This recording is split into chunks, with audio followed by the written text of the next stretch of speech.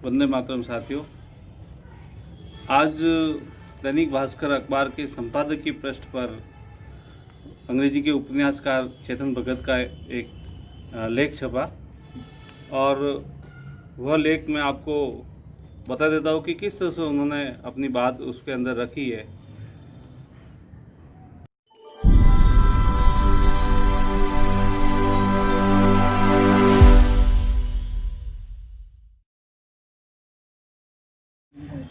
यह वो आर्टिकल है, ये दैनिक भास्कर 22 अक्टूबर 2020, जिसमें इन्होंने लिखा है, युवा फालतू फ़ोन से छुटकारा पाए और भारत को अमीर बनाए।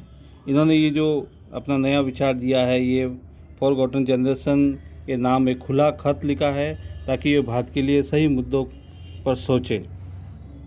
इन्होंने बताया कि सोशल मीडिया पर स्थायी गुस्सा, ध्रुवीकरण, किसी सेलिब्रिटी या राजनेता के धूल प्रशंसक या उससे घृणा और किसी एंकर की लोकप्रियता, ये सभी उस पीढ़ी की ओर इशारा करते हैं जिसका नियंत्रण भावात्मक दिमाग के हाथ में है, यानी कि वो इमोशंस से घिरे हुए हैं। और ये जो चीज़ें यहाँ कंटेंट जो बताई गई है, उससे हमें समझ सकते हैं कि ये किस तरफ इशारा किया जा रहा है। जैसे ध्रुवीकरण है या किसी सेलिब्रिटी, अभी हाल ही में जो सुशांत सिंह राजपूत की मृत्यु हुई और उसके कारण से जो मीडिया में चल रहा है, उसके बाद में जो टीआरपी वगैरह जो निकल कर के आए, और ये सारी चीज़ों की तरफ ही इशारा लग रहा है। ये दूसरा इन्होंने लिखा है कि आप एक दुश्मन तलाशने लगते हैं।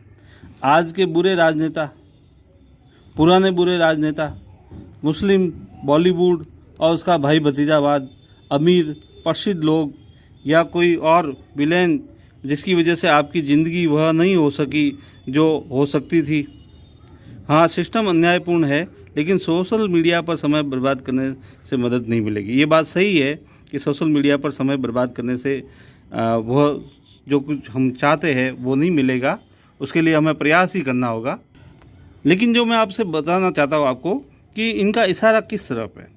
इनका इशारा जो है वो उस तरफ है कि आप समय बर्बाद न करें सोशल मीडिया पर, ये अच्छी बात है। लेकिन जो जिस प्रकार से बॉलीवुड का ये जो उदाहरण दे रहे हैं या जिस तरह से ध्रुवीकरण का वगैरह इन्होंने जैसा कहा है, तो मुझे यहाँ एक चीज़ समझ में नहीं आती कि जब कोई व्यक्ति बॉलीवुड के ऊपर फिल्में देखता है तो क्या उसका समय ख़राब नहीं होता? क्या वो युवा उन फिल्मों में जो बताए जाने वाले सांस्कृतिक प्रदूषण है उससे वो उसका दिमाग जो है दूषित नहीं होता? क्या इससे हमारा समाज जो है विकृत नहीं होता? उसके ऊपर इन्होंने कभी नहीं कहा। इन्होंने कभी ये नहीं कहा कि फिल्मों को देख करके युवा अपना समय खराब न करे। और इन्होंने उस युवाओं के लिए भी कुछ नहीं कहा जो कश्मीर में सेना के ऊपर पत्थर फेंकते हैं। क्या वो अपना समय खराब नहीं कर रहे? क्या वो अपने कैरियर को बर्बाद नहीं कर रहे? क्या वह अपने देश को बर्बाद नहीं कर रहे? इस तरह से वो जो कार्य कर रहे हैं वो न बल्कि अनप्रोडक्टिव है, बल्कि उसको तो हम देशद्रोह की श्रेणी में ही रख सकते हैं कि वो हमारे सेना के जवानों के ऊपर पत्थर फेंक रहे हैं। लेकिन इन्होंने उस पर कभी कुछ नहीं कहा। तीसरा इन्होंने आगे जो लिखा वो है, सबसे ज़रूरी हमारी अर्थव्यवस्था को फिर से उठाना होना चाहिए। क्या हम उस पर फोकस कर रहे हैं या फिर हम एक ऐसे विज्ञापन पर गुस्सा होना चाहिए जिससे कोई अंतर्धार्मिक जोड़ा दिखाया जाता है? क्या आपको कैरियर पर फोकस करना चाहिए? निश्चित रूप से कैरियर पर फोकस होना चाहिए। निश्चित रूप से हमारी अर्थव्यवस्था को फिर से पटरी पर लाना या उसको ऊपर उठाने का हमारा प्रयास होना चाहिए, और यदि ये होता है तो बहुत अच्छा है, इसमें युवाओं का एक बड़ा योगदान हो सकता है। लेकिन इसमें इस तरह से विज्ञापन का जो उदाहरण दिया इन्होंने, आप सभी जानते हो कि अभी हाल ही में तनिष्क का एक विज्ञापन आया था जिस पर काफ़ी गुस्सा सोशल मीडिया पर जाहिर किया गया और उसके कारण से उनको उस विज्ञापन को वापस भी लेना पड़ा, और उन्होंने उसके लिए खेद भी प्रकट किया कि इससे हमारे जो शोरूम वगैरह जो हमारे कर्मचारी हैं उनके सुरक्षा को देखते हुए हम इसे वापस ले रहे हैं विज्ञापन को। अब इस तरह से ये जो पूरा लेख है, इस लेख को हम देख करके आसानी से समझ सकते हैं कि ये युवाओं को जिस दिशा में वो बता रहे हैं उस दिशा से किधर डाइवर्ट करना चाहते हैं। जब मैंने ये लेख पूरा पढ़ा और इनके भावों को जब मैंने समझा तो मैंने इंटरनेट पर इनके कुछ और आर्टिकल देखने शुरू किए और मैंने जो पाया वो अब आपके सामने मैं प्रस्तुत कर रहा हूँ। इस लेख में इन्होंने लिखा है कि कैसे आज जो हमारा जो स्क्रीन टाइम है वो बढ़ता जा रहा है, युवाओं का जो है वो 5 से 7 घंटे हो गया है। तो ये सस्ता डाटा और जो स्मार्टफोन है उसका बदौलत ये सही भी है, क्योंकि अधिकांश जो समय हम स्क्रीन टाइम पे दे रहे हैं उससे हमारा स्वास्थ्य प्रभावित होता है, क्योंकि हम एक ही जगह बिना ज़्यादा हिले डुले बैठे रहते हैं। हमारी आंखें भी जो है वो एक ही स्थिति में लगातार उस स्क्रीन के ऊपर रहती है। तो ये जो है वो वास्तव में सही भी है कि स्क्रीन टाइम इतना ज़्यादा नहीं होना चाहिए, विशेषकर युवाओं का, क्योंकि वो अपने इस समय को प्रोडक्टिव कार्य में लगाए, ये इनके कहने का तात्पर्य है। लेकिन इन्होंने इसके लिए जो आगे कुछ आर्गूमेंट्स दिए हैं उस पर मैं आपसे चर्चा करना चाहूँगा। लेकिन मुझे इस लेख में बड़ा आश्चर्यजनक बात ये लगी कि इन्होंने कुछ आम लक्षण सच्चे भक्त के बताए हैं, और वो लक्षण इस प्रकार से है। सच्चे भक्त के ये 4 लक्षण आम है। पहला, वे लगभग सब के सब पुरुष है। हो सकता है ये एक व्यक्तिगत चयन हो सकता है कि ज़्यादातर ऐसा पुरुष कर रहे हो या सारे के सारे पुरुष कर रहे हो।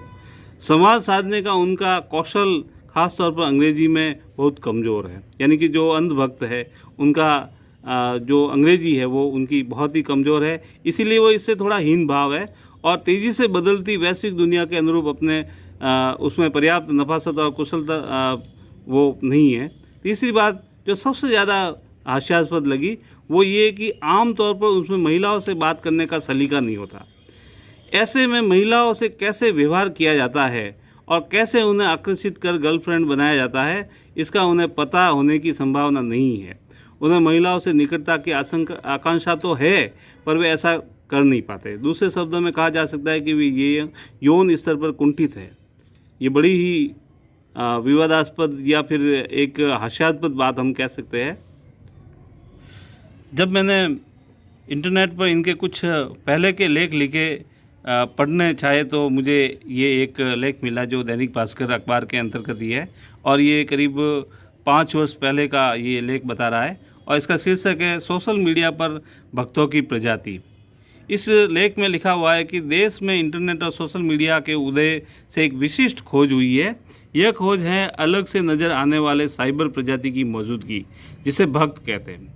यह शब्द उन दक्षिणपंथी यूजर अकाउंट्स के लिए उपयोग में लिया जाता है जो सारी हिंदू चीज़ों के आक्रामक प्रशंसक हैं, राजनीतिक रूप से प्राय भाजपा का समर्थन करते हैं, जो हिंदुत्व की ओर झुकाव रखने वाला दल है। भाजपा के सफलतम नेताओं में से एक प्रधानमंत्री नरेंद्र मोदी के लिए वे अत्यधिक संरक्षणवादी है। उन्हें प्राचीन काल के हिंदू राजा पसंद है और उन्हें ऐसे किस्से पसंद है कि जैसे भूतकाल में हिंदुओं को धोखा दिया गया। वे प्राय ऐसी कहानियाँ ऑनलाइन शेयर करते देखे जा सकते हैं। अपनी संस्कृति पर गर्व करने का हर एक व्यक्ति को अधिकार है कि वह अपने प्राचीन गौरवशाली इतिहास को याद करे और उस पर जो है वो गर्व करे। लेकिन दूसरी चीज़ यहाँ पर जो है वो ये कि एक तो इसमें वर्तमान प्रधानमंत्री नरेंद्र मोदी और राष्ट्रवाद को थोड़ा सा या फिर जो हिंदुत्व है उन सबको मिला दिया गया प्रतीत हो रहा है।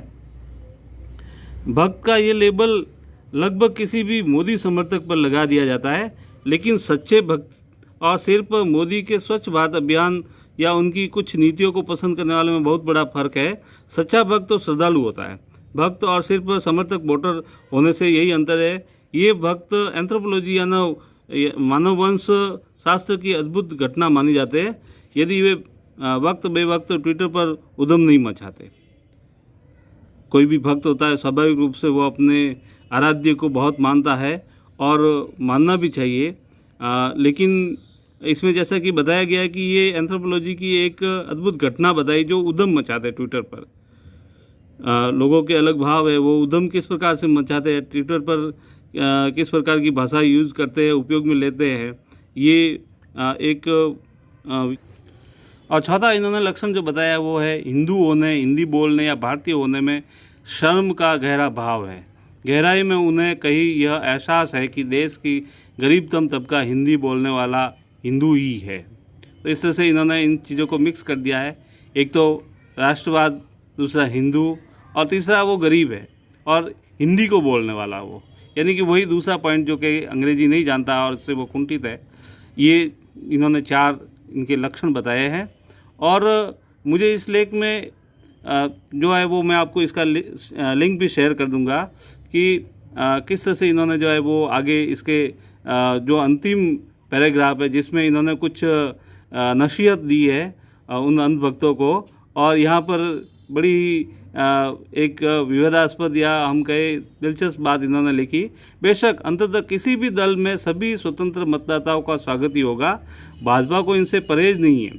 हालांकि भाजपा को इस बेलगाम टेस्टोस्टेरोन आक्रामकता पैदा करने वाला हार्मोन से खुद को दूर कर लेना चाहिए, ये इन्होंने लिखा है। हालांकि मेरा किसी भी राजनीतिक दल से कोई संबंध नहीं है, लेकिन जो भाषा इस समय उपयोग में ली गई है, क्योंकि इन्होंने, मैं इसको इसीलिए तवज्जो दे रहा हूँ, इसीलिए इसका ऊपर कमेंट कर रहा हूँ कि यह राष्ट्रवाद के ऊपर प्रश्न उठा रहा है। मेरा इससे कोई लेना देना नहीं है कि ये किसी पार्टी के ऊपर प्रश्न उठा रहा है, तो मुझे उससे कोई लेना देना नहीं है। अंतिम पैराग्राफ में इसमें लिखा है, इस बीच हम क्या कर सकते हैं? सबसे अच्छा तो यही है कि सच्चे भक्तों को गंभीरता से न ले। बेशक संवेदनशील लोगों के लिए व्यक्तिगत छीटा काशी की उपेक्षा करना ठीक होगा, ये सही भी है कि अगर कोई इस तरह से होता है तो हम उसके ऊपर ये कर सकते हैं कि हम उसको जो है वो तवज्जो न दें।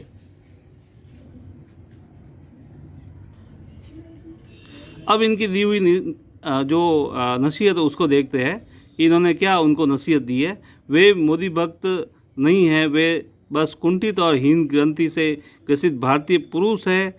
सच्चे भक्तों से भी मैं कहूँगा कि स्मार्ट बनो, अंग्रेजी सीखो, कुछ महिला मित्र बनाए और उनसे सलाह ले कि लड़कियों से कैसे बात की जाती है। जब आत्मविश्वास आ जाए तो किसी से डेटिंग का अनुरोध करे और जेंटलमैन की तरह उसे बाहर ले जाए। ये इनकी नसीहत है कि आप अंग्रेजी सीखिए, अंग्रेजी में बात कीजिए ताकि आप लड़कियों को आकर्षित कर सके और उनकी नज़र में आप जेंटलमैन बन सके। ये इनकी नसीहत है। अब मैं अपने मूल उसी प्रश्न पर आता हूँ जो आज के अखबार में लिखा हुआ इनका लेख है। तो इस प्रकार से एक तो आज का लेख और एक 5 साल पहले का लेख, इन दोनों को अगर हम मिलाए तो इससे निष्कर्ष यह निकलता है कि आज के लेख में जो इन्होंने लिखा है कि कैसे अपना युवा जो है वो समय बर्बाद कर रहा है, दूसरी तरफ 5 साल पहले के लेख में इन्होंने लिखा कि अंग्रेजी सीखिए, उससे जो है वो आप लड़कियों को आकर्षित कर सकेंगे। तो मैं इनसे प्रश्न ये पूछना चाहता हूँ कि क्या इस तरह से अपना समय उन लड़कियों को इम्प्रेस करने में ख़राब करने से क्या युवा अपना कैरियर या अपना समय बर्बाद नहीं कर रहा है? तो इस तरह से, और दूसरी चीज़ ये कि आप उसमें क्या इनको सीख देना चाहते हो युवाओं को? उनको इससे ये मॉरल सीख ये देना चाहते हो कि वो जेंटलमैन बने इस तरह से कि किस तरह से जो है वो गर्लफ्रेंड बना सके या बॉयफ्रेंड बना सके, और वो भी उनको जो राष्ट्रवादी है, जो अपनी संस्कृति से गर्व करने वाले, जिसे आप अंधभक्त कह रहे हैं, वो व्यक्ति ऐसा करेगा भी नहीं, क्योंकि उसकी संस्कृति ने, उसके कल्चर ने उसको ये चीज़ नहीं सिखाई है।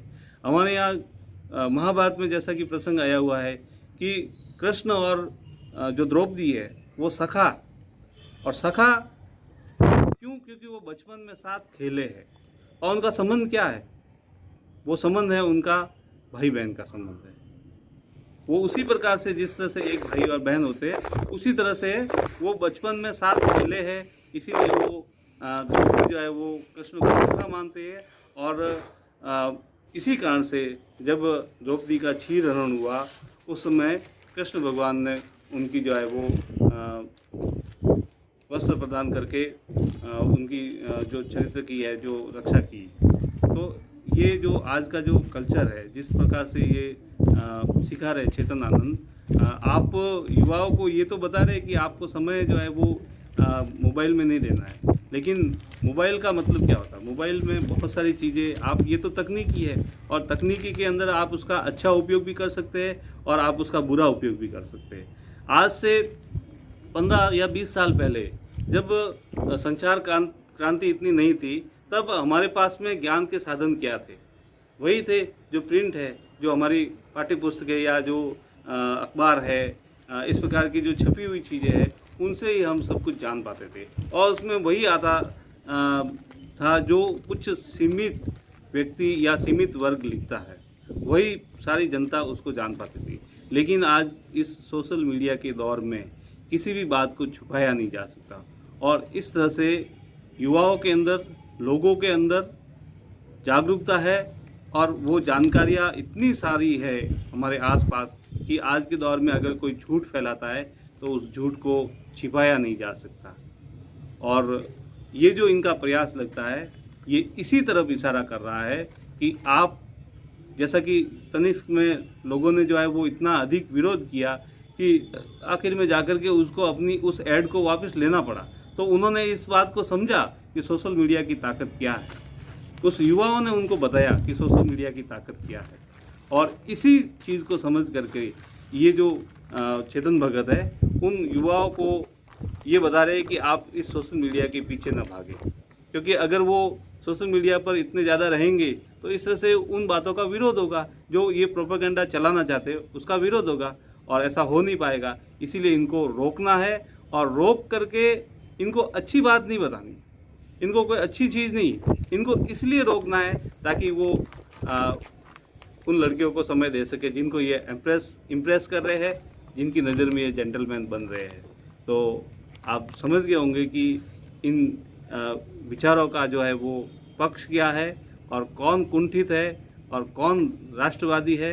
जो राष्ट्रवादी है वो किसी भी चीज़ को जब देखेगा, किसी भी कंटेंट को, तो उसमें अपने राष्ट्र हित को जरूर देखेगा और यही होना भी चाहिए। आपने इस वीडियो को देखा, समझा, धन्यवाद।